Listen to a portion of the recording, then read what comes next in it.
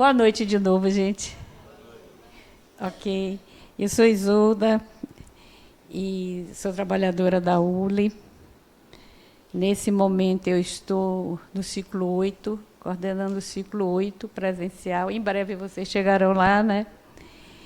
E na EAD, eu sou também trabalhadora da ULI EAD, onde eu trabalho no ciclo 4, certo? Então, ciclo 4 na EAD, ciclo 8 na ULI presencial, certo?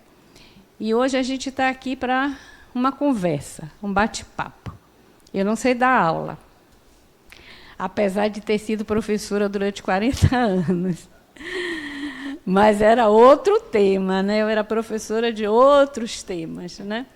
Então, eu estou aqui hoje para a gente conversar um pouco sobre essa temática. Família. Que é uma temática conhecida de vocês, não é verdade? Família não é nenhuma novidade. Todo mundo sabe o que é uma família. Todo mundo vive numa família. Todo mundo sente, que é o mais importante, uma família. Não é isso? Então, por isso que eu falo, é um bate-papo, uma conversa. Porque eu não vou falar de algo que vocês não conhecem. Muito pelo contrário. Eu vou falar de algo que vocês conhecem muito bem. E como conhecem, né? Afinal, aqui, todo mundo aqui tem uma família, né? Veio de uma família, criou uma família, gerou uma família. Então, é um tema, assim, conhecidíssimo por todos nós. E vocês vejam que eu coloquei aqui, esse aqui, olha eu aqui, está vendo aqui? E aqui, ó. São duas fotos minhas. A primeira foto é o aniversário de um neto meu. Então, ali vocês podem ver, tem filho, tem filha, tem sobrinho, tem um bocado de coisa ali. Família, porque a foto está cortada, né? Percebem que a foto está cortada, né? E a segunda foto é uma foto antiga, mas é uma foto dos coordenadores da ULI. Então, por essas duas fotos, eu já digo a vocês um pouco qual é o meu conceito de família. Não é verdade? Eu tenho uma família carnal, que eu vivo, onde eu desempenho vários papéis, mas eu tenho uma outra família, que é a ULI. A ULI é minha família também. Eu estou aqui desde 2010. Cheguei aqui em 2010 e não consegui mais ir embora. Não consegui mais sair da família. A família chegou e me agarrou, me abraçou e eu fiquei. Então, é isso. Família é isso. É aqueles grupos que a gente faz parte, né? Onde a gente faz um bocado de coisa. Vamos devagar, né? E aí, o que é família para vocês? Eu já disse ali o que é família para mim. Como eu disse, nós vamos conversar. É um bate-papo. O que é família para vocês? Alguém se atreveria a dizer?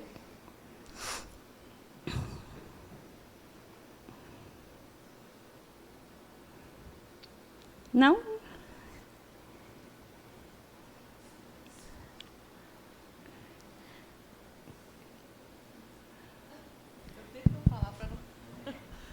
Boa noite. Boa. Eu tento não falar, porque praticamente toda aula eu falo, eu fico meio me controlando, mas, enfim.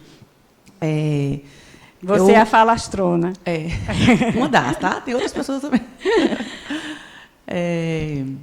Eu fui criada por meus avós maternos, minha mãe, e tenho uma irmã mais nova, praticamente da mesma idade, mas é a irmã mais nova.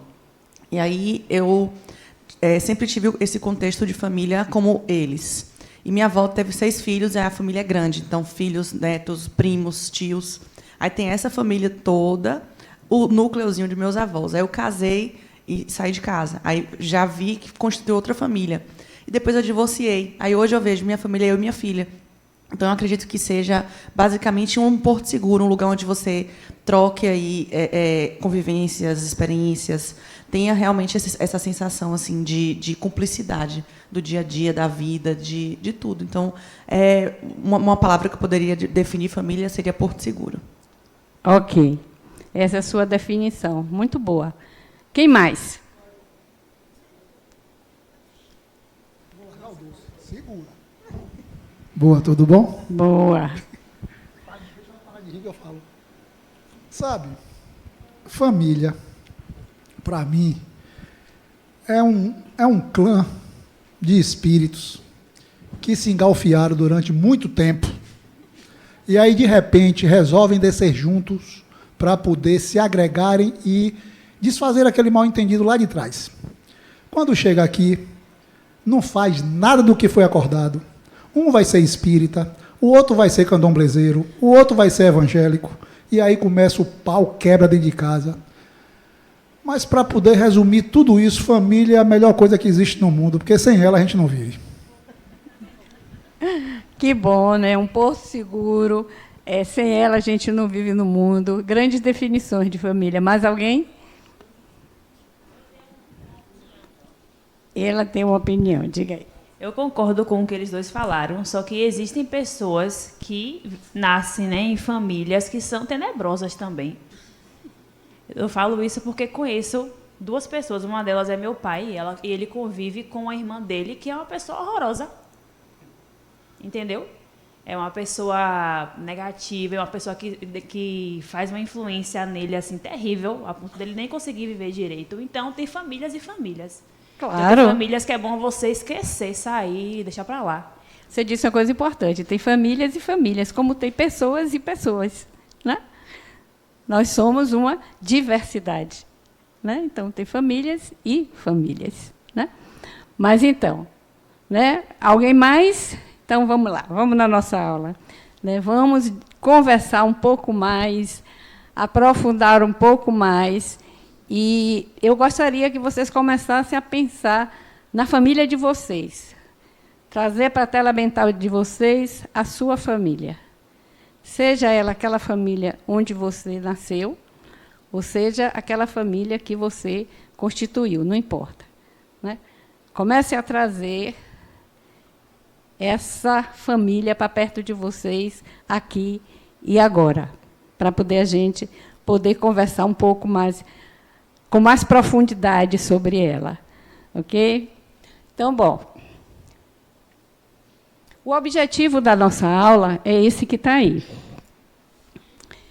É percepção do papel da família no desenvolvimento da sociedade e de nossa responsabilidade pessoal dentro do grupo familiar. Então, veja bem o que é que esse objetivo nos diz.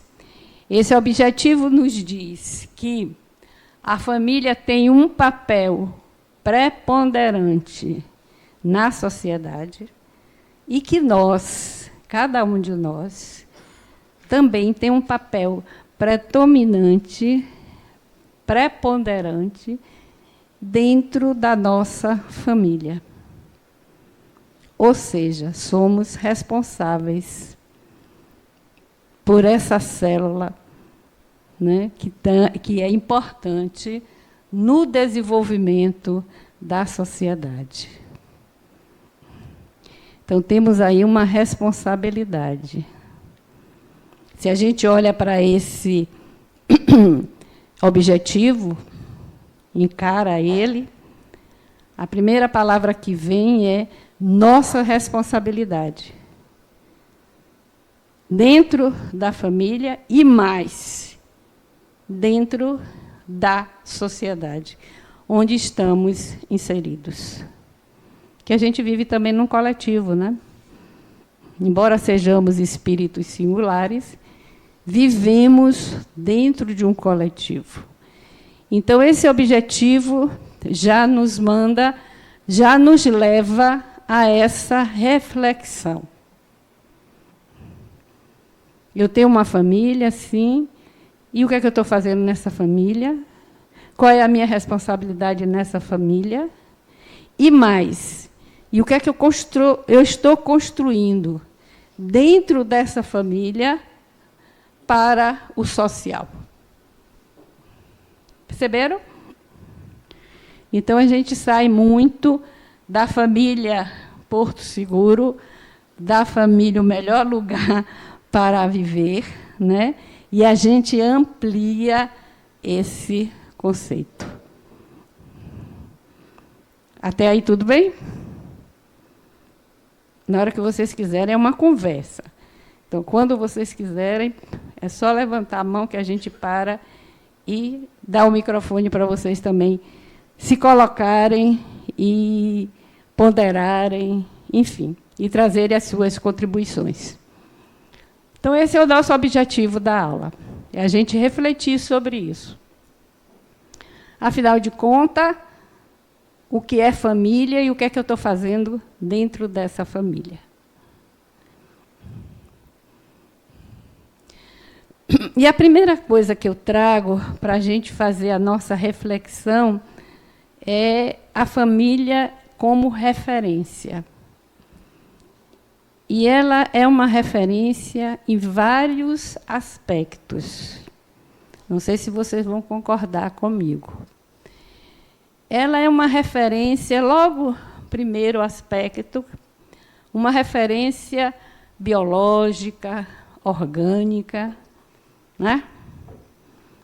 Trazemos o DNA de nossos pais, herdamos cor de olhos, cor da pele, herdamos um bocado de coisa biologicamente, né? Então, já tem uma referência aí bem forte, né? Essa é a primeira referência. Essa a gente não pode negar. A segunda referência é uma referência psíquica. Porque a família é o lugar onde a gente vai aprender. A família é um campo de aprendizagem. É um núcleo de aprendizagem. Aqui que tem filhos, sabe bem disso, né? Eles nascem, os bebês, completamente incapazes. Uma diferença enorme entre um bebê humano e um bebê de outra espécie. O pintinho, ele nasce e já vai que ciscar. O bebê humano, se ele não tiver alguém que desempenhe a função de mãe, de cuidadora, o que acontecerá com ele? Né? Então, há uma referência, um núcleo, onde nós vamos, e todos nós passamos por isso. Todos nós vivemos isso. Todos nós fomos bebês. E tivemos alguém que nos cuidou, que nos amamentou, que nos limpou, que trocou as nossas fraldas. Certo? Então, essa é uma referência. É um núcleo psíquico. E ali a gente vai aprendendo a conviver com a mãe, a conviver com o pai, a conviver com os irmãos, com a avó, com o avô, seja lá com quem for, né? É uma referência social também. Isso a gente já viu logo no objetivo. O objetivo já trouxe isso. A família como uma referência social, como uma célula da sociedade. Uma célula importante. E depois, ela é uma referência. Lembram-se das duas fotos que eu coloquei quando eu falei a minha definição de família? Ela é uma referência também espiritual. A Uli é a minha família espiritual. Qual é o meu vínculo com a Uli? Não é um vínculo consanguíneo, nem um vínculo social. É um vínculo espiritual. Então, a família tem todas essas referências. Não sei se vocês concordam comigo, mas é assim que eu vejo, é assim que eu penso. E é isso que eu quero trocar aqui com vocês. Essa abrangência desses grupos que a gente chama grupos familiares. Dúvidas? Algum questionamento? Então, vamos lá. Então, a primeira observação, a primeira reflexão da gente, dentro dessa temática, é as referências. E aí, cada um de vocês tem as suas próprias referências. Que cada um de vocês tem uma história singular, única. Não é verdade? A história que cada um viveu, a história que Adriano viveu, não é a mesma que a Ronald, nem a que é a mesma de Tássia, completamente diferente, que não é a mesma minha. Então, cada um de vocês tem referências diferenciadas. Porque é assim, porque nós somos espíritos singulares. Então, a nossa história só pode ser singular também.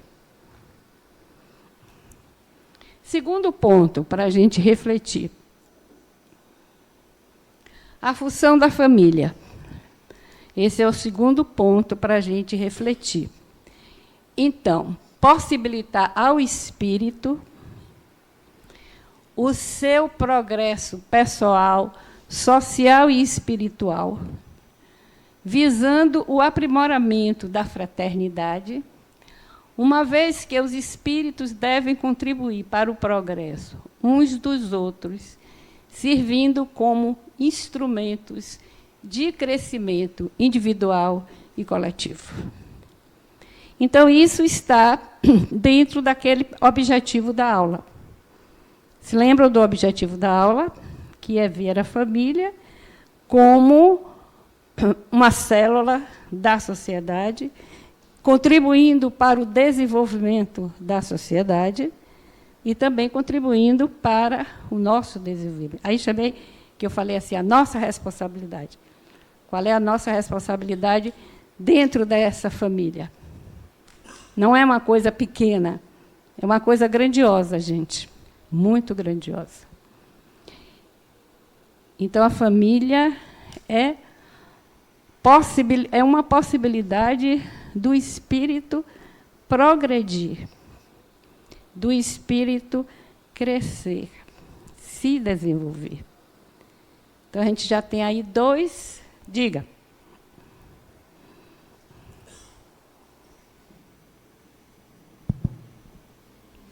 Boa noite. E quando aquele espírito vem sem família, né? Aqueles que estão em orfanatos, que foram abandonados, o orfanato passa a ser a sua família, né? Aquele que recebe aquele espírito abandonado pela família de origem, passa a ser a sua família, é isso? O que é que você acha?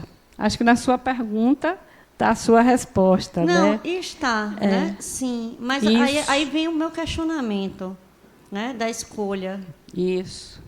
Aí a gente não pode dizer por quê, nem explicar o para quê. Porque, como eu falei, a história é individual. Né? A história é individual. E a nossa história não começa nessa família que eu criei agora, nessa encarnação. A minha história, as nossas histórias começaram quando? Vocês sabem? Nem eu, nem ninguém.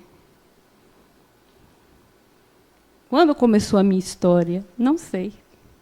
Posso ter flash de vidas passadas, como tem muita gente que tem.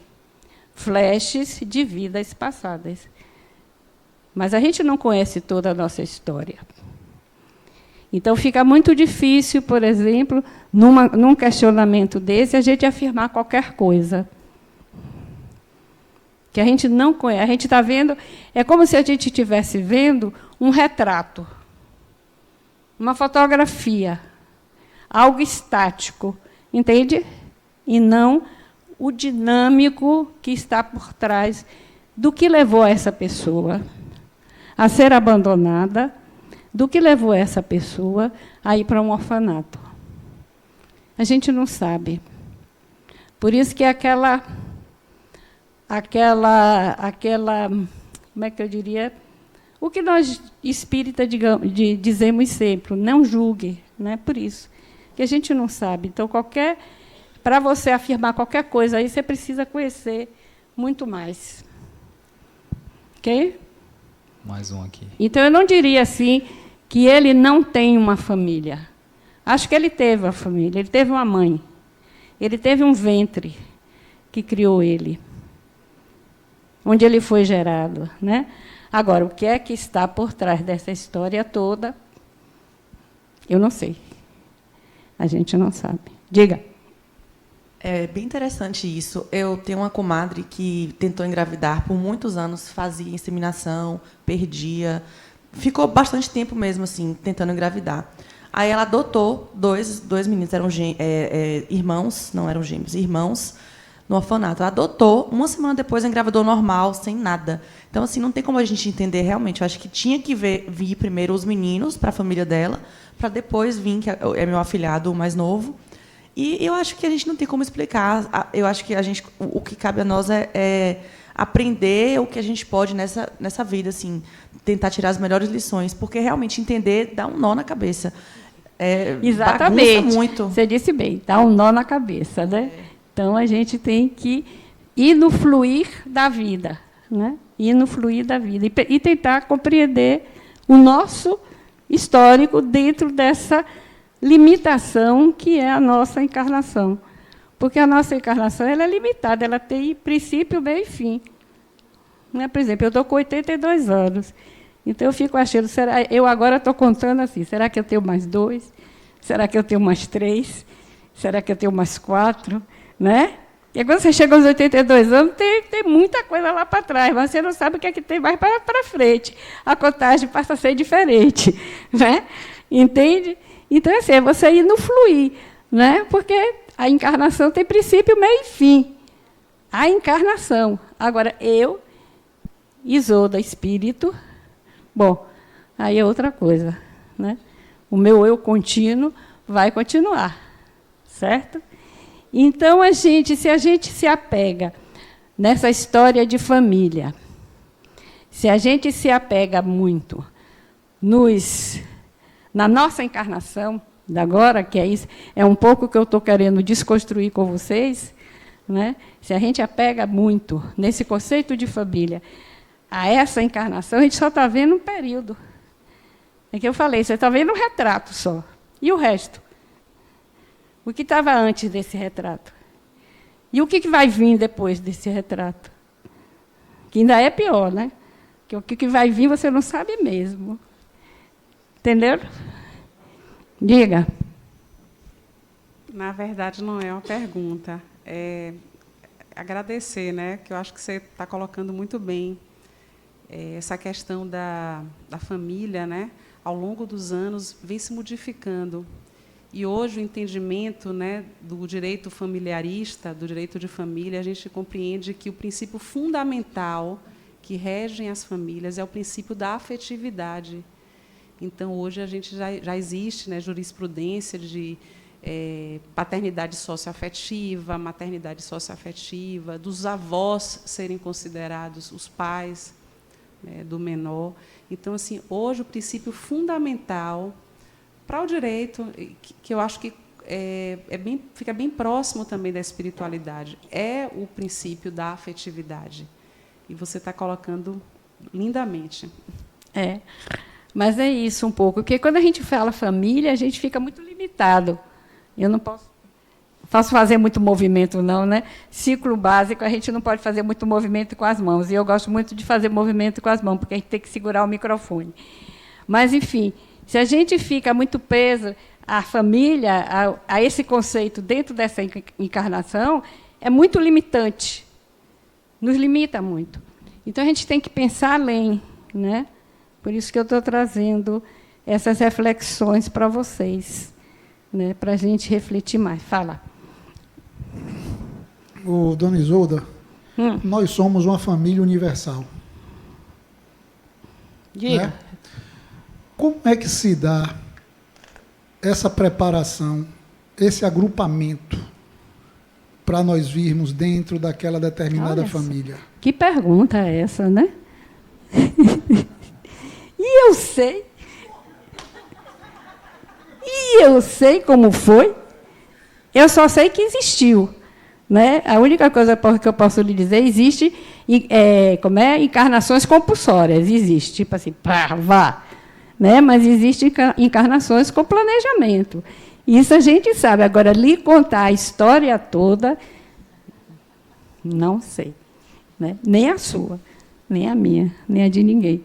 Né? A gente sabe que existe, se a gente lê, por exemplo, os livros de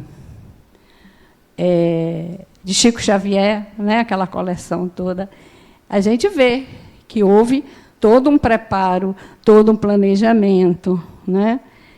Se escolhe. Inclusive, outro dia eu li que, às vezes, a escolha dá um trabalho enorme, porque você escolher toda aquela situação para que aqueles espíritos se encontrem em uma determinada situação, é bem trabalhoso. Tem lá os engenheiros, viu? Tem um bocado de engenheiro lá em cima, trabalhando nisso. A pergunta que eu fiz foi justamente para entender um pouco, né, de como é feita essa formação, porque, assim, eu vi no leito de uma família pequena, mas, aos 28 anos de idade, eu descobri a minha verdadeira família, que não era composta consanguinamente nem de pai, nem de mãe, de irmãos. Eu vou só botar uma aguinha aqui para mim. Mas continue. E aí eu reencontrei a minha verdadeira família, sabe? E a forma como eu fui levado para essa família foi de uma forma assim bem interessante, né? Porque eu adentrei a essa família na posição de marido e saí, entre aspas, dessa família na posição de filho e de irmão. Então, quer dizer, eu vim no leito de uma família, nasci de uma mãe, de um pai, beleza, mas aos 28 anos eu descobri a minha verdadeira família, da qual não existe uma forma de desligamento, nem que eu queira. Ótimo. É isso. Certo, gente? Então, aí, um outro ponto para a gente refletir. Eu não vou dar resposta nenhuma a vocês, eu vou só fazer eu falei, né? A gente vai fazer uma conversa de reflexão. Então, eu trago outro ponto para a gente refletir. A família pode ser vista como um campo biopsíquico, social e espiritual de aprendizagem. Concordam comigo? Eu estou na família para aprender, como estou na família também para ensinar. É uma mão dupla. Quando você coloca a sua história, perceba, né, que houve uma família para você aprender, houve uma família para você ensinar. Todos vocês. E aí a gente pode se perguntar, mas o que é que eu vim aprender nessa família? Eu vejo pessoas, às vezes, que dizem assim, eu não tenho nada a ver com a minha família. Acho que eu nasci na família errada. Gente, isso não existe. Não existe. Nós somos espíritas e temos que saber que isso não existe. Você está na família onde você deveria estar. Você está ocupando o lugar que você deveria ocupar. O que é que está faltando? Está faltando você perguntar a você mesmo, ou você mesma, o que é que eu estou fazendo dentro desse grupo. Eu vim aprender o quê? Amar. Eu vim aprender a conviver com pessoas diferentes de mim, com a diversidade. Eu vim aprender a ter paciência nos meus relacionamentos. O que foi que eu vim aprender nessa família? Um lado. O segundo lado, o que é que eu posso ensinar? Com certeza você tem muito a que ensinar também. Você tem muito o que aprender, mas você também tem muito o que ensinar. E por que você tem muito o que ensinar? Pela nossa história. pelas nossas habilidades. Quando a gente nasce, aquele bebezinho lindo, maravilhoso, ali tem um espírito com N habilidades já adquiridas. Concordam comigo? Os nossos filhos, às vezes, são espíritos com habilidades enormes e que, às vezes, a gente descobre no decorrer, né, da convivência com eles. E, às vezes, a gente nem descobre. Depende da história de cada um.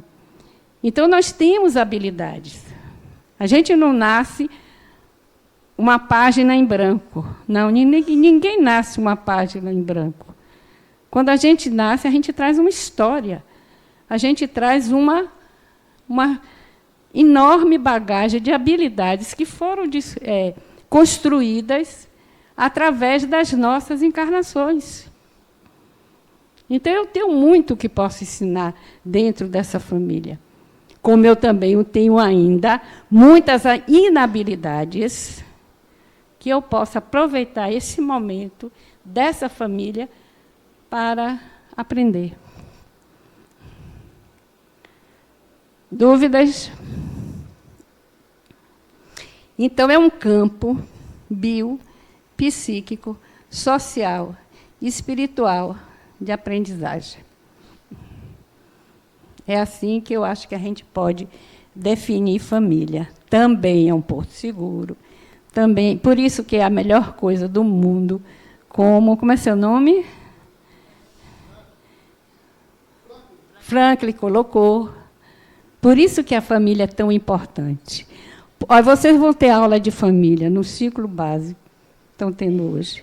Vocês vão ter aula de família no ciclo 2. Vocês vão ter aula de família no ciclo 3. Vocês vão ter aula de família no ciclo 8. Você veja só a importância que é essa temática. Agora, em cada ciclo, vocês vão ver, aprofundar, né? Não vai ser a mesma aula. No ciclo 2 é outra aula, mas é família. No ciclo 3 é outra aula, mas é família. Porque a gente vai cada vez mais mergulhando dentro desse contexto, desse conceito, que ele é muito abrangente. Então, se a gente olha a família como um campo biopsicossocial de aprendizagem, quem é meu filho? Quem é meu pai? Quem é minha mãe? Deu para entender? Pode ser que meu filho seja o meu grande professor.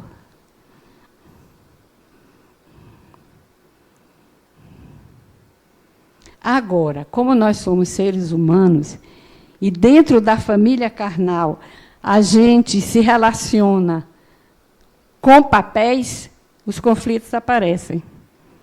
Né? Há conflitos dentro da família. Tem que ter também, faz parte do nosso crescimento. Faz parte do nosso crescimento saber administrar conflitos. Né? Eu falei na estante. Qual é a habilidade que eu venho aprender aqui, com essa família? Talvez o conflito dessa família seja uma inabilidade minha, e que eu estou ali justamente para aprender. Eu, não é o outro. O outro é problema dele. Sou eu comigo. Dúvidas, perguntas, questionamento. Eu sei que eu estou, assim, fazendo vocês saírem da caixinha família para ir mais longe. Então, vamos lá. Tem dúvida, a gente continua.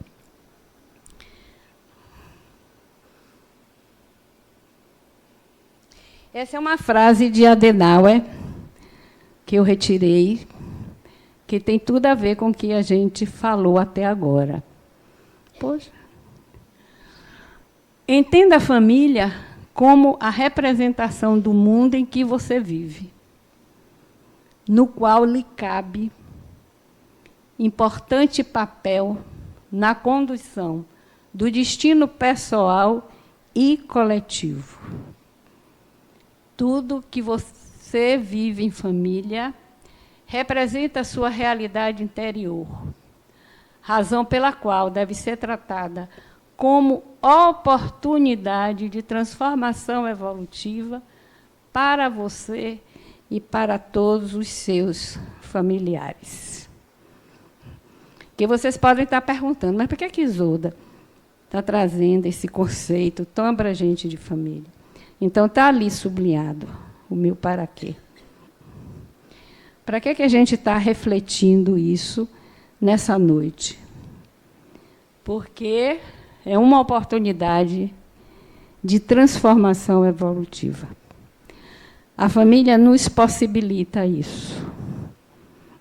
Quando eu a vejo dentro desses aspectos todos que a gente estava conversando anteriormente. É uma oportunidade de transformação, de crescimento, de progresso. Agora, é difícil. É difícil. Eu estou vendo assim, tem umas carinhas assim que eu estou olhando e eu estou vendo que está dizendo, sei que é difícil. Agora é possível. É possível, gente. É possível, sim, e a gente tem que brigar por isso, a gente tem que lutar por isso. E é uma luta minha comigo, uma luta de Thaís com Thaís, de Adriano com Adriano, de Vânia com Vânia. Percebe? É uma luta nossa. Que se estamos aqui, né? A grande pergunta é, o que é que eu estou fazendo nesse planetinha azul? Já se fizeram essa pergunta? O que é que eu vim fazer aqui nesse planetinha azul? Vim ser só avó? Eu amo meus netos. Mas eu vim ser só avó? Não. Né? Então, repare, então, o que é que eu vim fazer nesse planetinha azul? Eu tenho uma oportunidade, eu estou aqui, estou encarnada. Então, eu tenho uma oportunidade de adquirir habilidades evolutivas. Tenho? Tenho. Isso me foi dado. Esse presente me foi dado. E eu vou jogar ele fora? Por quê? Não há razão. Então, eu tenho que ver o que é que eu estou fazendo dentro desse campo biopsicossocial e espiritual de aprendizagem. Como é que eu estou me manejando dentro desse campo? É um pouco difícil, eu sei, porque a gente vive dentro das nossas caixinhas, que é muito mais fácil. Eu sou mãe, ponto. Eu sou pai, ponto. Eu sou filho, ponto. Eu sou filha, ponto. Né? E a gente se bota dentro dessa caixinha e acabou. Não, abra essa caixinha. Abra essa caixinha e veja, você não é só mãe. Você não é só filho. O que lhe define é ser mãe?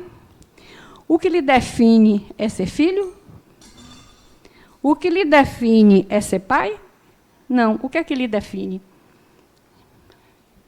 Eu não vou responder, não. Vou esperar a resposta.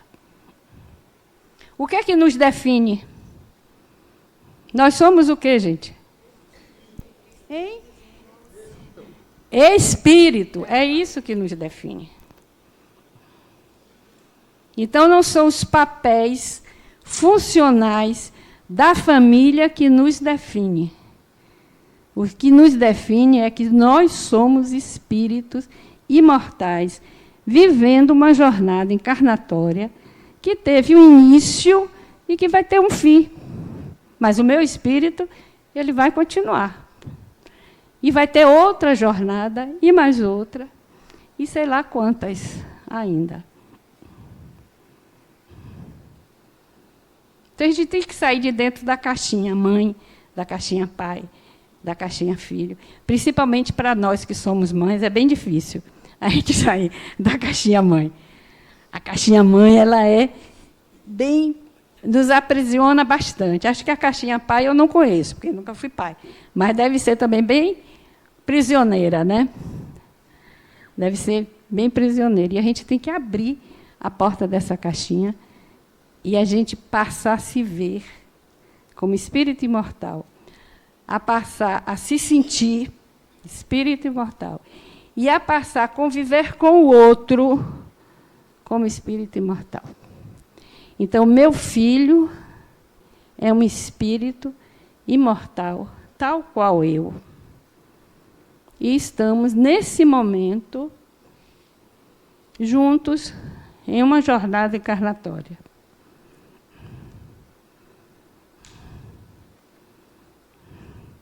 Meu pai já desencarnou, minha mãe também, mas eles foram espíritos imortais que, como eu,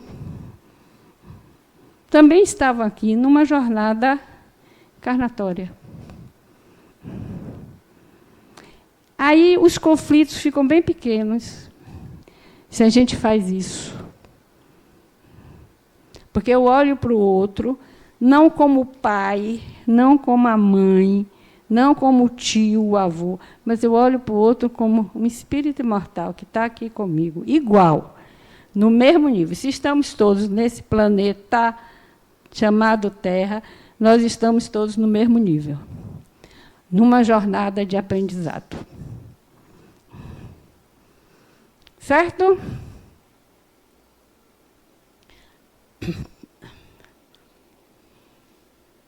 A origem da família se perde no tempo. Né? Ninguém sabe quando foi que começou. Se a gente for lá para os homens da caverna, já havia grupos familiares ali. Né?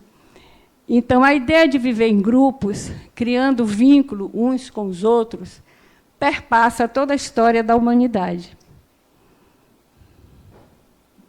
Fosse em decorrência do instinto de perpetuação da espécie, fosse pela luta com as dificuldades cotidianas, ou simplesmente pelo desejo de não se viver só. Mas o fato é que o espírito, ele precisa estar em grupo. Ele precisa pertencer a um grupo familiar.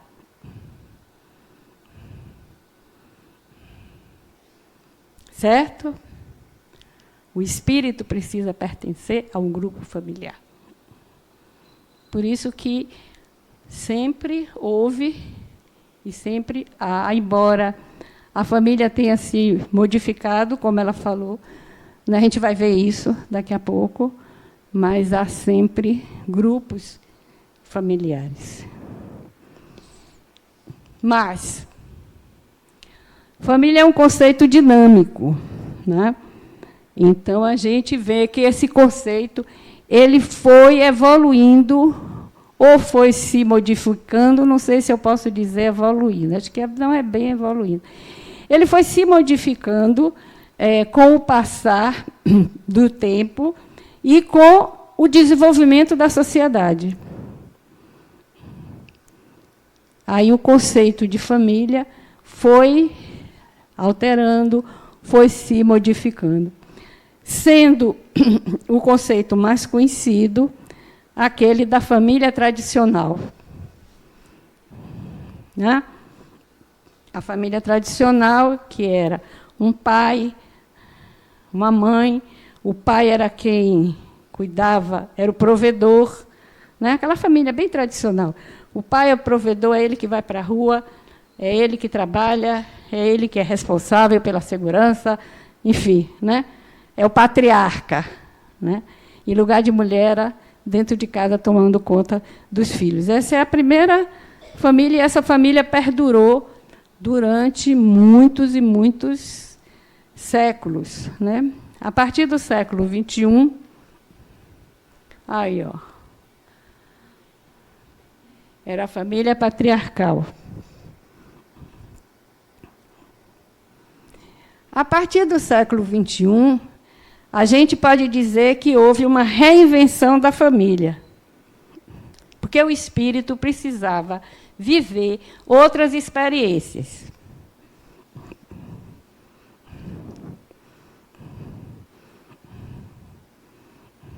Nós, espíritos, precisávamos viver outras experiências. Então, a família patriarcal não dava mais conta. Aquela moça, você falou um pouco disso logo no início. Então, a gente vai... hoje tem N... Você é da área de direito, não é? Você é da área de direito. Eu, quando fui fazer essa aula, há uns 2 anos atrás, minha filha é da área de direito. E ela me disse, minha mãe, hoje no direito tem inúmeros grupos que nós chamamos família. Inúmeros. Né? Aquela família tradicional já existe, mas não é só a única. Né? Eu escolhi apenas 3 para a gente conversar sobre. Porque, enfim, o nosso objetivo nessa aula não é ver tipos de família. Isso é mais lá para ela, que é direito família, né? Direito de família. Então, o nosso é mais para a gente fazer reflexões. Então, a gente tem a família mosaico. O que é a família mosaico? Eu casei, tive filhos, me separo. Aí encontro o Adriano. Adriano também já foi casado e teve filhos. Aí a gente vai casar. Gostou? Então, eu vou me casar com o Adriano. Aí vai ter os meus filhos, os filhos dele, e é possível que nós também tivemos, aí os nossos. Os meus, os seus, os nossos. Né? É a família mosaica. É uma família muito interessante, porque ela tem uma diversidade enorme. Porque você vai ter avós, tios, né? Eu vivi, né? Acho que hoje eu não vivo mais, porque meus netos já cresceram. Mas eu vivi essa situação porque a família do meu filho, hoje, atualmente, né, é uma família mosaico. Ele foi casado, teve filho. Aí resolveu casar de novo com uma pessoa que também tinha sido casada e que tinha filho. E eles tiveram filhos juntos. Né? E aí foi muito interessante que, no primeiro aniversário de Bernardo, que é o primeiro filho deles dois, estão entendendo a história? Que a história é complicada, viu? No primeiro aniversário de Bernardo, aí ele disse assim, eu vou fazer... Eles estavam construindo uma casa, então ele disse, olha, a gente está construindo a casa, a gente vai fazer o aniversário de Bernardo bem pequeno, só para a família. Aí a filha dele disse, mas eu posso convidar a minha avó, eu posso convidar a minha tia. Percebe? Aí o filho da mulher dele falou, então, se ela vai convidar a avó dela, eu também vou convidar a minha e a minha tia. E meu pai. Então, aí a gente resolveu que a festa do aniversário de Bernardo ia ser na escola, num dia de semana, e fosse quem pudesse ir. Entenderam? Então, a família mosaica ela é muito interessante. Porque, de repente, você se vê num mundo de diversidade, com pessoas, mas não é mais aquele vínculo sanguíneo ou aquele vínculo social, né? Mas são outras pessoas que começam a fazer parte da sua vida. Né? Essa é a família mosaica, e ela é muito encontrada hoje em dia. Né? Muito. A segunda família que eu peguei foi a família monoparental, que é uma mãe criando os filhos ou um pai criando os filhos. Né? Onde mono quer dizer só tem responsável pela família. Aqui no Brasil, essa família monoparental é muito encontrada na camada social de menor poder aquisitivo. Né? As mães solteiras, né? As mães que criam os filhos sozinhas. Então, isso é uma realidade social nossa. Né? Essa família existe. E, por último, a que eu peguei foi a família homoafetiva, que também hoje é uma realidade. Né? Casais que resolvem, gays que resolvem ter seus filhos. E daí eu pergunto a vocês, qual o modelo da sua família? Pensem. Esse modelo ele traz alguma implicação?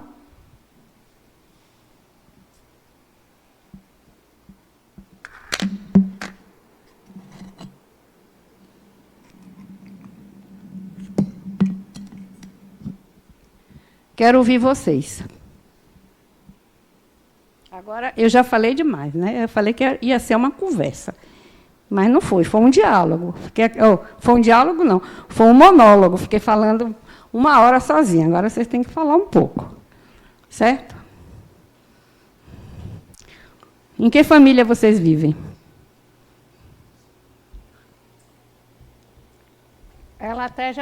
Você até já falou na sua, né? A minha família ela é assim uma mistura, porque vindo dos meus pais, dos meus avós, é a família patriarcal. Aí já tem meus irmãos, a maioria são separados. Aí constituíram uma outra família, que é a família Mosaico, que eu nem sabia desse nome. E tem os que ficaram, separaram, não casaram mais, que é no caso o meu. Tem minha filha, que hoje já casou, e já está constituindo uma outra família. Então, tem bem uma mistura aí, dentro da própria família. Né? E isso traz alguma implicação para você? Para mim, de jeito nenhum. Você convive numa boa? Muito bem, muito bem. Para mim, está tudo ótimo. E você passa por vários tipos... Sou mais ligada com meu pai, minha mãe, né, e meus irmãos. Os irmãos dele, porque minha mãe é filha única, e quando os pais delas morreram, ela ainda era menina, ela não tinha ainda constituído família. E aí, a ligação que eu tenho com a família dele, para mim, não importa muito. O pessoal lá de casa diz que eu sou estranha por isso. Não é que eu não goste deles, mas eu tenho amigos que eu gosto muito mais, que eu tenho muito mais afinidade.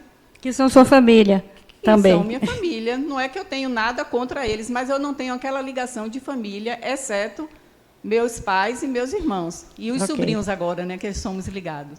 Mas é uma mistura de família dentro da própria família. Ótimo. Mas não lhe traz nenhuma implicação. Isso que é bom. Você transita nessa família com facilidade. Mais alguém? De novo. Diga. Essa questão de família tradicional me pegou por muito tempo, porque eu não tive meu pai casado com minha mãe. Ele era alcoólatra, eles se separaram quando eu tinha 1 ano. Só que, como eu fui criada por meus avós maternos, e eles até hoje são casados, minha avó 84 anos, ele 90, e sempre foi muito tradicional mesmo, assim, com vários filhos, netos e tal. Isso sempre me trouxe uma segurança, e eu sonhava em passar isso para minha filha. Eu sonhava em passar para ela o que eu não tive em relação a esse contexto familiar. E aí isso me fez suportar muitas coisas que não precisava, que talvez lá no passado eu já teria saído. E aí eu divorciei e depois eu sentia muita culpa. Eu não consegui dar à minha filha, por mais que eu tentei, sabe? Aí o pai dela arrumou um amante, aí continua a família. Hoje ele tem outro filho com essa mulher, com um amante que agora é mulher. Então, eu sentia culpa de não ter conseguido dar à minha filha essa questão de família. Hoje, quando a ficha cai, que não, a família vai ser eu e ela, independente de qualquer coisa, fica mais leve, assim, a gente começa a ver o que você aprende. Ela já me ensinou muito desde a barriga. Então, acho que a gente consegue justamente viver mais leve, sem questionar tanto e só absorvendo assim o que a gente aprende, o que a gente consegue tanto passar quanto receber assim de evolução, de aprendizados. Acho que fica mais leve do que ficar preso a isso. Repare que teve implicação, né? Você se sentiu culpada, né? Mas eu espero que a aula de hoje, se você sai da caixinha, né, e pega esse conceito de família pelo lado espiritual, lhe ajude a você se livrar de culpa. Não tem culpa nenhuma aí, viu? É a história de cada um. O que mais, gente? Mais ninguém? Nossa.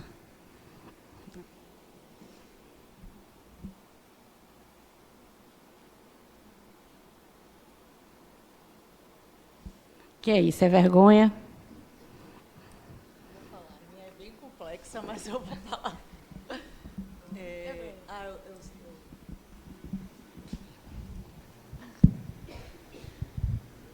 Vamos lá, ver se eu consigo... Renata. Fala, Renata. minha mãe teve minha irmã, primeiro com o marido, aí separou, casou com meu pai, que teve eu, depois meu pai separou, teve 2 filhos, depois ele separou de novo e teve mais 2 filhos, e minha mãe... É um mosaico. É um mosaico aí para os 2 lados. Minha mãe casou a segunda vez com um marido que já tinha 2 filhos, quando eu tinha 3 anos. Então, assim, eu sempre tive 2 pais, sempre tive 3 famílias, porque eu tinha a família de meu pai e também do meu padrasto e a família de minha mãe. Então, eu sempre considerei assim que eu tinha 3 famílias. E agora tem mais um caso na minha família, que é uma irmã minha que vai casar, vai ter um casamento homoafetivo. Então, aí, assim, no início... Tem alguma implicação para você, não, essa história desse mosaico todo? Não, teve muitas implicações, né? No casamento, fiquei na dúvida quem eu ia escolher para entrar comigo na igreja. Né? Então, você começa assim, o que é que você vai colocar no convite? Porque os 2 eram muito importantes para mim. Então, tem diversas E seu amor pelos 2? Mas meu amor era, assim, acho que eu convivia muito mais com meu padrasto do que com meu pai. Então, tinha uma relação que era, né, pai ali e outra que era o dia a dia. Então, assim, os 2. Que legal. Família bem sugestiva, tudo, bem instigante. Sua família é bem instigante, assim. Aí a pergunta que seu espírito deve fazer é assim: o que é que eu estou aprendendo com isso? Pois é. Que olha, é uma diversidade enorme, né? E eu sou casada com meu primeiro namorado.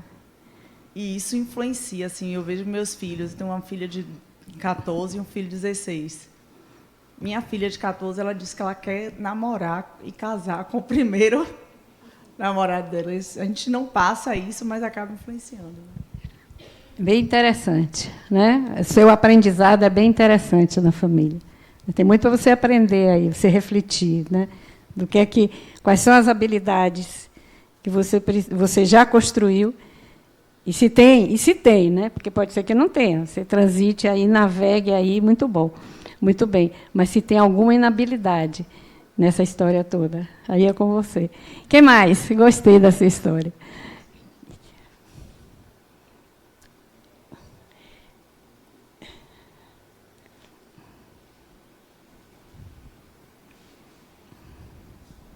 Oi. A colega falou de culpa, né? Eu venho de uma família extremamente patriarcal, modelo, né? É patriarcal mesmo? Modelo burguês. Modelo burguês, que seja, não sei. Mas, enfim... Papai manda, Oi? Mamãe obedece. Papai manda e mamãe obedece. Não, a estrutura de não ter separação de pai e mãe, mas de mães que trabalham também, que somam com família. O modelo, né, de casais que não se separam. E talvez não seja patriarcal, burguês, sei lá como é que fala. E aí a minha avó, que era matriarca, faleceu. Né? E meu avô ficou viúvo muito jovem, não se casou novamente. E a babá dos meus tios e da minha mãe, que eram 7 filhos, passou a cuidar deles como mãe. Né? E dos netos e de tudo. Nunca não teve relação, né, amorosa, mas ela assumiu, ela abdicou de ter uma família e assumiu esse lugar. E eu, durante muitos anos, senti uma culpa de amá-la profundamente, mais do que a minha outra avó, da parte do meu pai, por exemplo. Né? E ela assumiu essa amorosidade, né? Aí vem aquelas coisas de ela estar no lugar certo, na família certa. Ela era muito mais amada nessa nossa família, que não era a família dela de origem, do que na própria família. E todo mundo, né, toda a minha família, enquanto ela era viva, teve esse amor por ela. E durante alguns anos, né, muitos anos, eu fiz, meu Deus, como é que eu amo tanto essa pessoa? E não amo tanto a minha outra avó, por exemplo. E aí vem, né, as histórias da espiritualidade, que a gente só vai saber depois, se souber. E a família, eu acho que é isso, né? Com certeza. São as relações, é quem fica, é quem cuida, é quem ama, independente de ter nascido ou não naquela família. É como a colega ali falou do padrasto, né? Da dúvida de quem levar.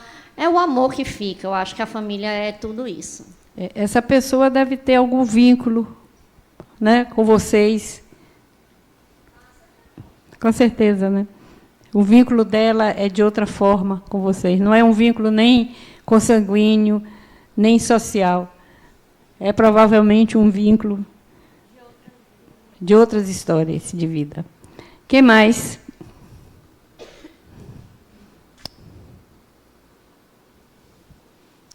Mais ninguém? Olha, mas deve ter tanto caso interessante de família aí, vocês estão escondendo. Que pena. Porque eu já contei uma do meu filho, não vou contar mais nenhuma, né? Mas, vamos lá.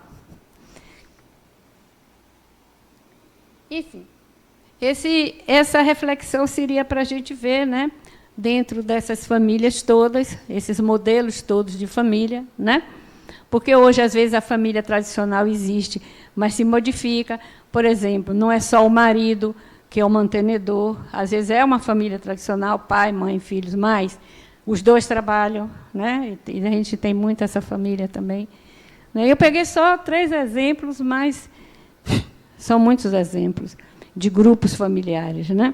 E se a gente estende, a gente pode fazer família também, o nosso grupo profissional. Ele pode ser uma família. Posso constituir uma família ali naquele grupo profissional, né? Aqui na ULE a gente se considera uma família, né? Então, são muitas coisas. Agora, o importante é... Bom, aqui eu mapeio e vejo, como alguns aqui de vocês fizeram. Minha família é assim. Mas o que é importante? Sou eu dentro desse contexto, certo? Isso é que é importante, certo? Eu dentro desse contexto. Como é que é isso para mim? Como é que foi viver ou ainda viver dentro desse contexto? Quais são as minhas habilidades que eu estou colocando para viver dentro desses contextos?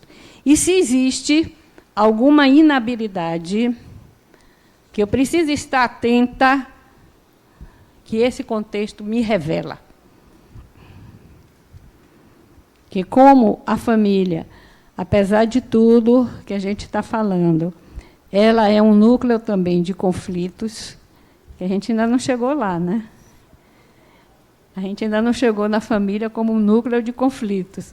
Agora que a gente vai começar a falar. A família também é um núcleo de conflitos. Concorda comigo? Né? Tem um núcleo de conflitos também. Então, nesses conflitos é onde a gente tem que botar a lente e ver o porquê e como eu estou lidando com isso.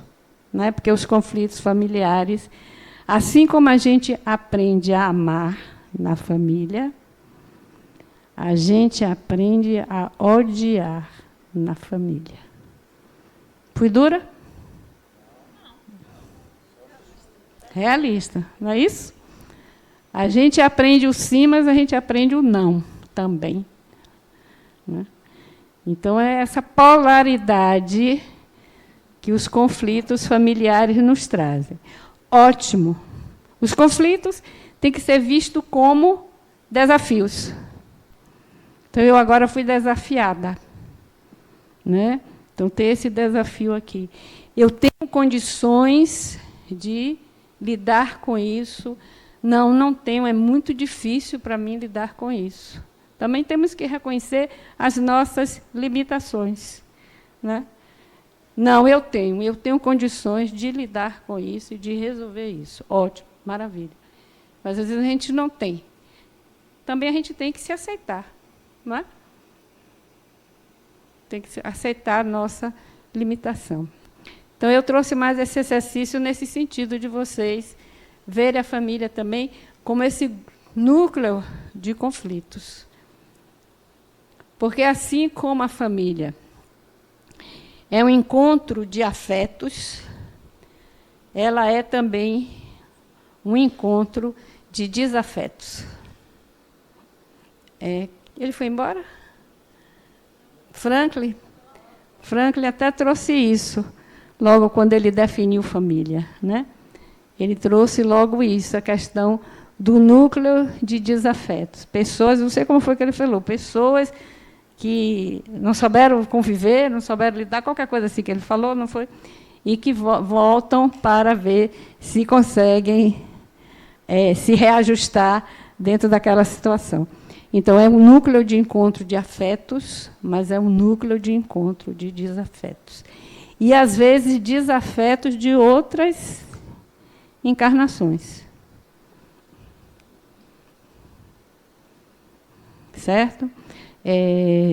Tem uma história que eu li, mas não esqueci o nome do livro, e que é muito interessante, que eles são irmãos gêmeos, e eles são espíritas, irmãos gêmeos, e eles se perguntavam muito qual era o propósito deles terem nascido. Diga. Uma curiosidade, eu queria saber se é possível a gente escolher nunca mais encontrar um espírito, mais encontrar aquele eu espírito. Acho. Eu vou dizer aquele desafeto. Eu vou usar o meu achismo, né? Porque eu vou fazer uma resposta para você que baseado no que eu penso, no que eu entendo como evolução. Eu acho que não. Acho que esse desafeto você tem que trazer ele para perto de você e resolver com ele, ou então você não vai sair dessa caixinha onde você se meteu. Certo? Fui dura? Mas eu quero falar assim, a senhora falou que pode chegar também a odiar. Eu acho que odiar jamais. Talvez a palavra foi forte, né? Porque a gente está na lei do amor. Então, se tem algum problema, vamos resolver de outra maneira, até se afastar. O tempo resolve, mas odiar jamais. Temos conflitos, temos coisas, mas estamos aqui para resolver justamente isso. Estamos aprendendo isso. Não odiar, não criar vínculo de raiva, de rancor, nada. Se resolve de uma maneira. Eu tenho problemas também em minha família, tenho irmãos que... Eu fui alertado, inclusive, minha mãe é desencarnada, mas uma semana antes de ter um problema, ela avisou. Os dedos das mãos são irmãos, mas não são iguais. Então, tenha paciência com seu irmão mais velho, porque ele já está pagando os tributos dele. Ela me trouxe essa mensagem. Uma semana depois, ele veio me dizer umas coisas e tudo, e não deixe de amar meu irmão. Ele disse para mim que era pior do que um cachorro. Eu disse, continuo sendo seu irmão. Entendeu? Então, eu acho que odiar jamais, não odeio ele. Ele foi o irmão que mais trabalhou, menos estudou, menos oportunidade de se desenvolver nessa encarnação. E eu entendo isso. O rancor dele, esse desentendimento dele, assim, entendeu? Então, eu acho que odiar, não. Vamos amar, que é melhor. O tempo resolve. Com certeza. Eu até na hora falei assim, fui dura, né? Mas só foi para poder causar, dar um choque, assim. Né? Choque. Né? Mas isso é verdade. Diga. Eu achei legal ele falando isso, mas a gente começa a ver o outro com a limitação, né? Então, assim, eu sempre tive alguns conflitos com minha mãe. Eu enxergava mais como irmã, por ela engravidou com 18 anos, então eu não tinha essa sensação de mãe. Era mais com minha avó. Minha avó era minha mãe, e isso dá um conflito, isso muda um pouco na cabeça. Só que eu comecei a perceber, quando eu comecei a despertar e a expandir isso, que era sobre mim. Eu que tenho que enxergar, que é o máximo que ela pode dar, né? O máximo que ela faz. Então, esse ódio surge, eu acho que é normal, é do ser humano, mas quando você entende que o outro faz o que ele pode e para de julgar, para de olhar para ele, para o que você tem que aprender, você se responsabiliza, para de jogar para o outro, pega para você o que eu aprendi, o que eu aprendo, mesmo que o outro esteja errado. Né? Acho que assim, não tem como a gente ver de outra forma, porque você acaba não aprendendo quando você só fica jogando para o outro. Não, minha mãe que é assim, meu tio, minha irmã, minha mãe, meu tio, qualquer coisa que... Quando você não se implica né? O que você está falando aí quando você não se implica? Porque você tem que se implicar na história. Que é isso que eu trouxe desde a primeira hora aqui que eu comecei a falar. A gente tem que se implicar na história da família. O que é que eu estou fazendo nessa família? Qual é o meu papel? Né? O que é que eu vim aprender? Aí você traz a sua implicação. E aí, quando você diz, aí eu vejo ela com outro olhar, você usa uma habilidade sua, né? Você passa a olhar com um outro olhar. Bom, vamos ver, gente. Família carnal, acho que a gente já falou sobre isso bastante, né? O vínculo é consanguíneo, nenhuma novidade aí. E a família constituída, onde o vínculo é social. E Adenauer define família desse jeito. Família é um campo de processos de aprendizagem, onde os sentimentos são devidamente experimentados e o resultante da experiência relacional analisado e internalizado. Então, aquilo, resumindo, né, aquilo que a gente viu, que a família é um campo de aprendizagem. Então, a gente vive os conflitos, as emoções, os sentimentos, raiva, tristeza, amor, alegria, felicidade, né? Todo aquele caldeirão de sentimentos que a família nos proporciona, né? A gente vive isso como personagem, como espírito encarnado, a gente vive isso. Mas aí o que é que a gente faz? A gente elabora isso, internaliza isso e transforma isso em aprendizagem, em habilidades. É isso que a Adenauer está nos dizendo. Que foi tudo que a gente conversou até agora. Certo? Então, vamos lá. Isolda. Oi, Isolda. Esse assunto realmente mexe muito comigo. Mexe só com você não, amigo. Mexe com todo mundo. É o seguinte, é porque tem umas coisas que eu discordo assim da maneira como, digamos assim, é dado o encaminhamento para resolver as questões. Tá certo? Aqui do Centro Espírita, de uma forma geral, Adenauer, de uma forma específica, no que ele fala nos livros e tudo, e nas palestras, né? É que, quando se fala, por exemplo, de família, e aí você falou das duas famílias suas e tal, eu estou me reportando primeiro que a família, digamos assim, mais significativa, né, é a família de origem sua, inicialmente, né? Inicialmente, porque é aí que você, digamos assim, é moldado, né? Suas primeiras experiências para moldar sua personalidade e tudo, né? Justamente com essa família de origem. Você vê os modelos paternos, maternos, seja lá qual for, mosaico, o que for, as referências, né? Isso. Nessa época da vida, você como criança, certo? Você não tem, digamos assim, essa habilidade toda que teria como adulto para distinguir se aquela fala ali foi verdadeira ou não foi verdadeira, se aquela pessoa quis te ofender ou não te ofender, desconsiderar uma ofensa, qualquer coisa desse tipo, ressignificar alguma coisa que não tem essa possibilidade. E o que acontece? Não tendo essa possibilidade, tá certo? A mensagem que é passada para você fica marcada com um peso de uma emoção a nível infantil, certo? Fica presa em você, digamos assim.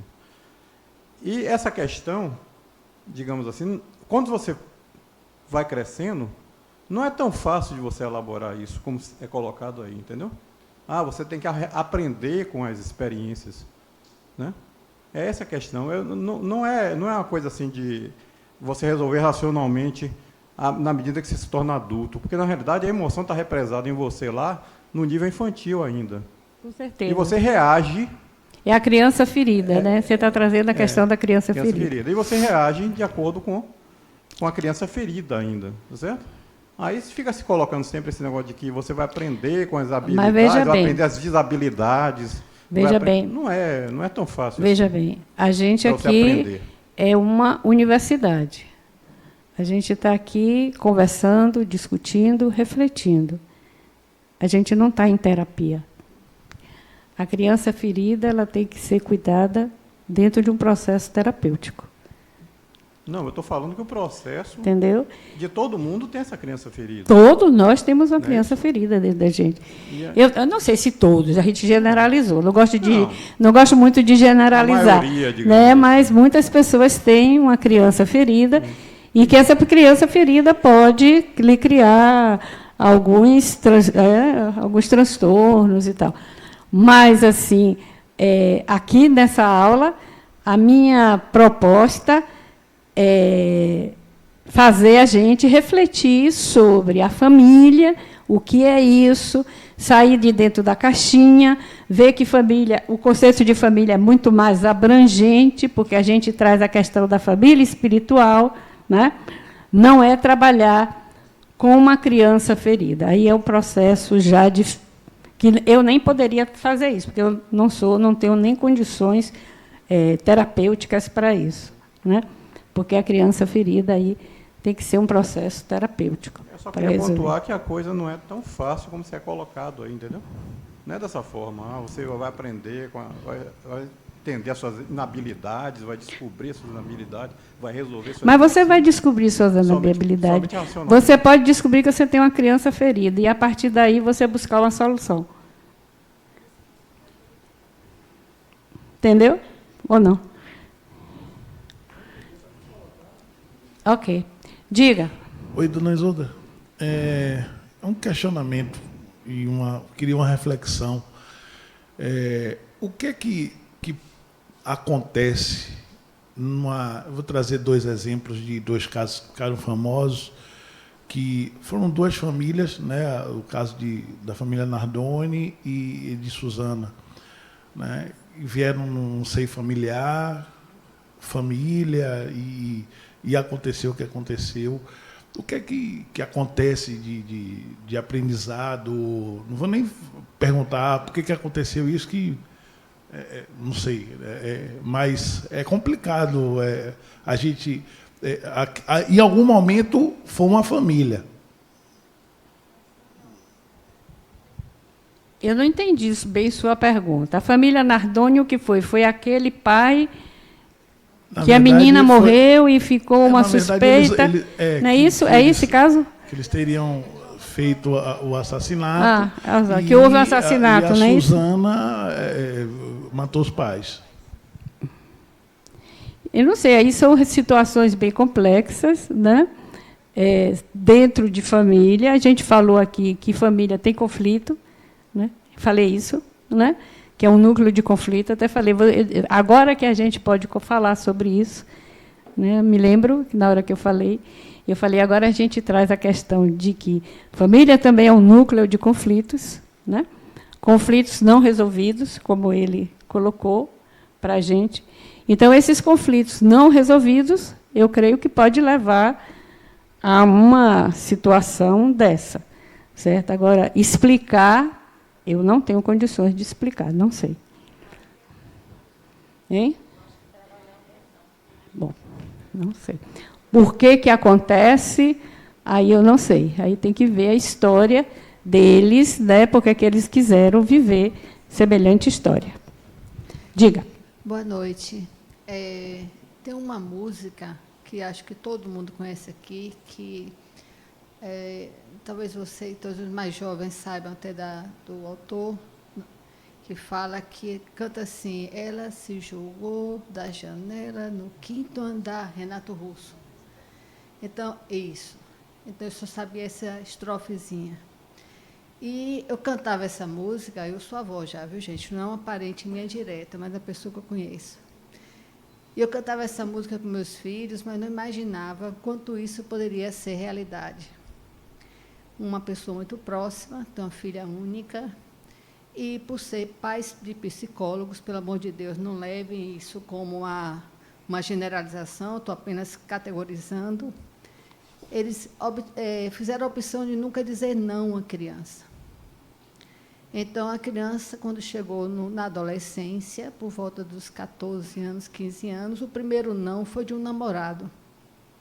O que foi que ela fez? Cantou a música.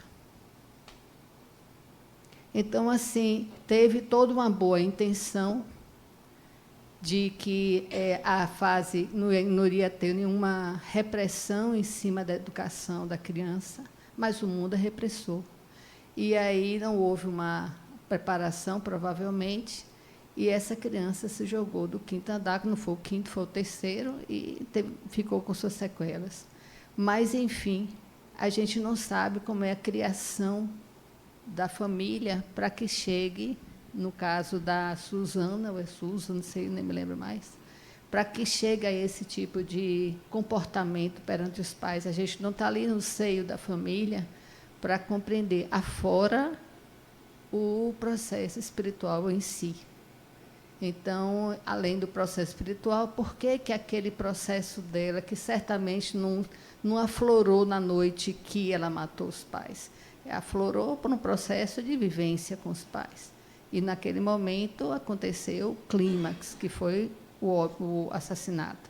Então, a gente não sabe. Essa história eu sei. Se você visse, se uma criança de adolescência se jogou no 3º andar, vai dizer, vixe, o que aconteceu, né? Eu sei a história. E como outros tantos, a gente conhece. Mas existe algumas coisas também que se processam nessa vida. Não é só a existência passada. É isso que eu quero dizer. É isso, eu não sei explicar. Isso aí eu realmente não sei explicar. Não sei nem se há quem explique também, né? Essas situações. Né? Mas, enfim, são situações que ocorrem dentro de uma família, sim. Que a família é um núcleo de aprendizagem, é. Mas que é um núcleo também de conflitos, é. Né? E aí, o que é que a gente pede? O que é que a gente leva à reflexão? A gente está aqui tentando levar a reflexão para o espiritual. Né? Você olhar a sua família com o olhar de espírito que você é e ver no outro o espírito que aquela pessoa é. Aí os conflitos ficam menores. Porque você sai daquela desidentificação de papel funcional. O pai é aquele papel, a mãe é aquele papel, o filho é aquele papel. Até falei assim, fica preso dentro de uma caixinha. E você fica esperando o comportamento daquela pessoa, porque foi dito que pai é assim, que mãe é assim, que filho é assim. Você fica esperando, né, aquele comportamento. Quando aquele comportamento não vem, porque aquela pessoa que está do outro lado é um espírito igual a você, em evolução, igual a você, ignorante, igual a você, que nós todos somos ignorantes ainda, né? Fomos criados simples e ignorantes para evoluir. Então, todos nós ainda temos muita ignorância. Né? Você vê que tem coisas que a gente não sabe. Né? Por que é que leva a fazer isso? Não sei. Né? Então, eu acredito que seja por aí que a gente tem que buscar respostas. Acho que as nossas respostas a gente tem que buscar dentro da espiritualidade. De se ver como espírito imortal e buscar olhar o outro como um espírito imortal também. Aí talvez as coisas se amenizem. Né? Bom, para a gente estar finalizando, vai dar 9 horas. Não, é até 9h30, né? Ah, ok. Então, ampliando o conceito de família. Aí a gente tem a família espiritual. Eu passei alguns slides, porque eu queria chegar aí por causa desses elementos que vocês trouxeram para a aula, né? Dessas situações familiares, onde a gente fica impactados, ficamos impactados, né? Aí alguém, como ele trouxe o exemplo, matou o pai e a mãe. O outro exemplo, o pai é acusado de assassinar a filha. Então, a gente fica impactado mesmo. Como é que isso acontece dentro de um núcleo que é tido como um núcleo onde deve existir a amorosidade. Mas a gente tem, então, que ampliar esse conceito. Ampliar o conceito para a família espiritual. Né? Ampliar a nossa percepção, a nossa consciência de que somos espíritos imortais, primeiro. Depois, sentir verdadeiramente que somos espíritos imortais. Isso é diferente. Uma coisa é você saber, outra coisa é você sentir, se perceber como. E aí vem a terceira coisa, você agir como espírito imortal. São 3 passos. Né? A gente não age, isso é uma verdade. A gente se sabe espírito imortal, mas a gente não fica antenado 24 horas por dia como espírito imortal. Verdade? Tem hora que a gente esquece. Tem um boleto para pagar e eu não tenho dinheiro. Um filho fez uma coisa que eu não gostei e eu fico com raiva. Certo?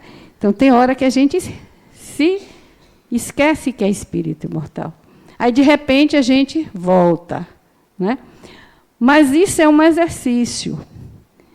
E se a gente faz esse exercício, de tanto a gente se exercitar, esses momentos vão ficando cada vez menores. E a gente passa a ser espírito imortal e a se sentir espírito imortal e agir como espírito imortal numa maior parte de tempo.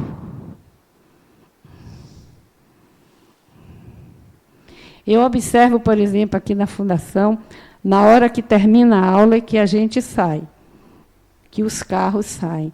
Aí a gente costuma dizer, todo mundo deixou as asinhas e entrou no carro e esqueceu as asas.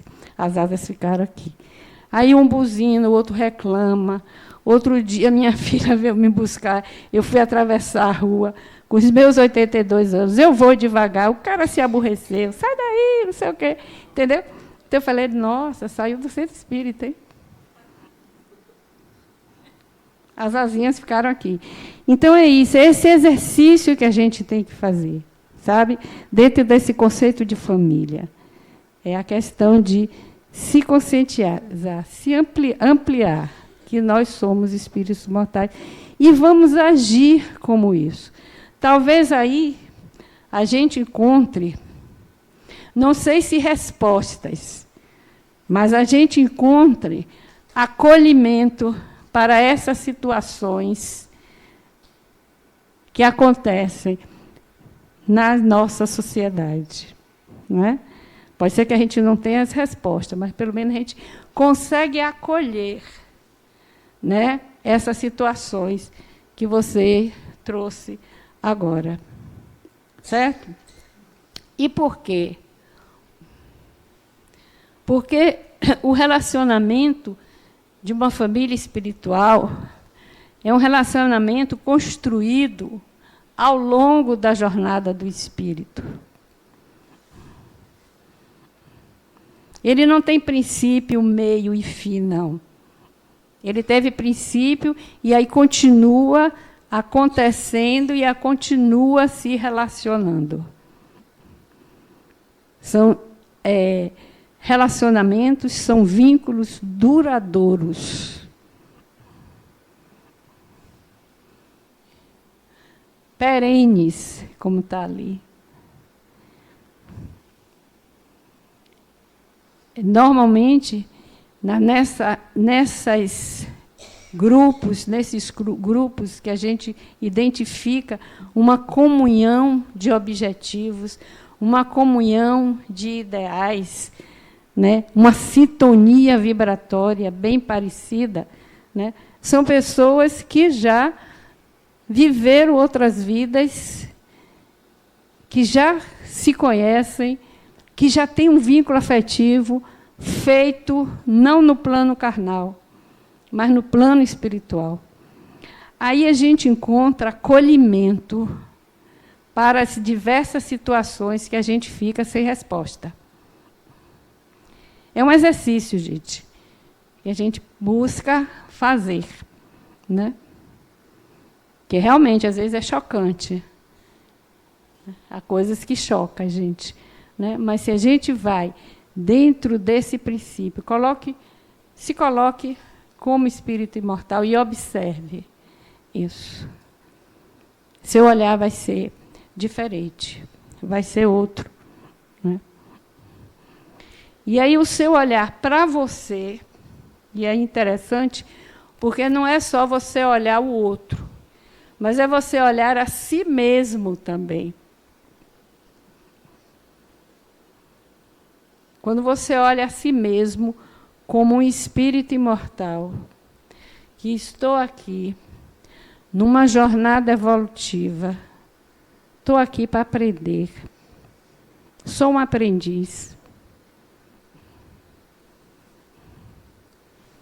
Se você coloca-se dentro dessa perspectiva, né, você tem maior acolhimento para si, de se acolher a você, sua dor, sua raiva, sua alegria, sua tristeza, o que for, né? Seus desafetos.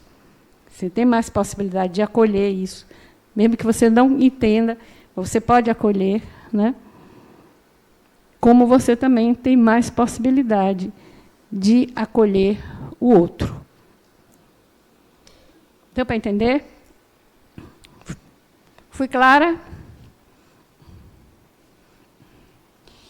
E aí Adenauer diz assim, que família, aí ele se referindo à família espiritual, é uma organização de espíritos encarnados ou desencarnados que, através da convivência, se responsabilizam a executar projetos comuns através da fixação de vínculos afetivos e espirituais. Certo? Então, é isso.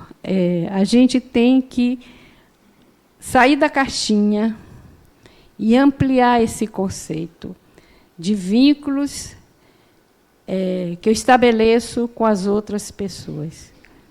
Como eu me relaciono com o outro. A partir de que ponto eu me relaciono com o outro. Então, se é necessário ter um vínculo amoroso, eu tenho que me reportar à minha essência. E qual é a minha essência? Espírito imortal. Então, a partir daí, dessa percepção, eu vou compreender que o outro é tão igual, que todos os meus defeitos são os defeitos dele, que todas as minhas habilidades são as habilidades dele, que todas as minhas inabilidades também são as inabilidades dele, que nós somos tão iguais, tão parecidos, embora sejamos espíritos singulares, né? Embora cada um seja um espírito singular, mas podemos perceber no outro tudo isso e podemos acolher o outro, trazer para dentro do nosso coração, tendo essa percepção. Por isso que a gente fala em família espiritual nesse sentido. Né? A família onde você vai buscar traçar vínculos duradouros. Não mais vínculos que têm princípio, meio e fim, mas sim vínculos que eu posso levar e buscar sempre.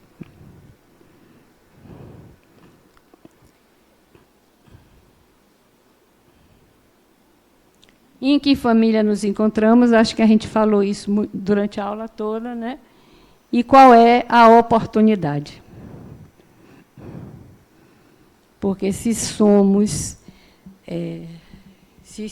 ampliando essa consciência, então, em que família eu estou? E qual é a oportunidade que essa encarnação está me dando nesses inúmeros grupos familiares onde eu pertenço? Não só no grupo familiar, família mesmo, no sentido menor, mas os outros grupos familiares onde eu me estabeleço também. Né?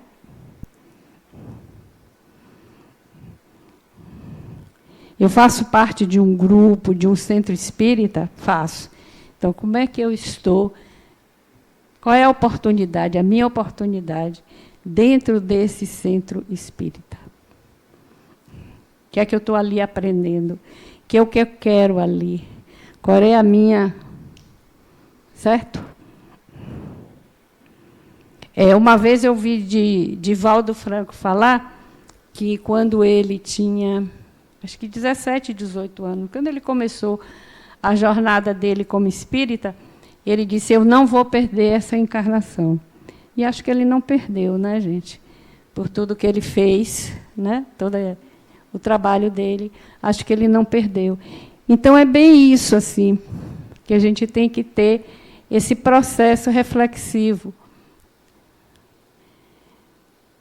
Eu estou numa família, estou em várias famílias, né?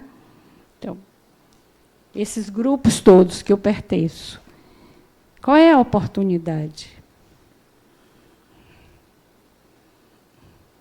Como é que eu me coloco? Vamos trazer até para a própria família mesmo. Eu sou aquele membro da família que traz sempre uma discórdia? Ou eu... está me avisando, só tenho mais 10 minutos. Então, eu estou terminando já. Ou eu sou aquele membro da família que está disposto sempre a ouvir, a escutar, a trazer um acolhimento. Quem sou eu nessa família? E aí vai em todos os níveis. Esse é um exercício que a gente pode fazer, que nos ajuda a elaborar e a responder, e até mesmo resolver, em alguns casos, alguns dos nossos conflitos familiares. Bom, gente, é isso. Eu espero que eu tenha podido levar vocês a uma reflexão a respeito de família, desse conceito, trazendo uma ideia de uma abrangência maior desse conceito, né? Porque quando a gente fala família, a gente sempre pega mais a família carnal, a família constituída, mas trazer para vocês um conceito mais amplo. Cada encarnação é uma nova chance para atualizar relações e aprimorar habilidades e conhecimento. Não se trata de uma repetição, mas de uma nova vivência na dimensão espaço-tempo. Seu aproveitamento pode ser melhor, na medida que o espírito se percebe como condutor da sua vida, a qual ele tece junto com Deus. Essa é a mensagem final que eu deixo para vocês, né? É a gente pensar na nossa encarnação e o que a gente está fazendo aqui nesse planetinha azul. Aqui são a minha bibliografia. Se vocês tiverem interesse, eu posso mandar para vocês os livros que eu li para fazer essas aulas. Obrigada, gente.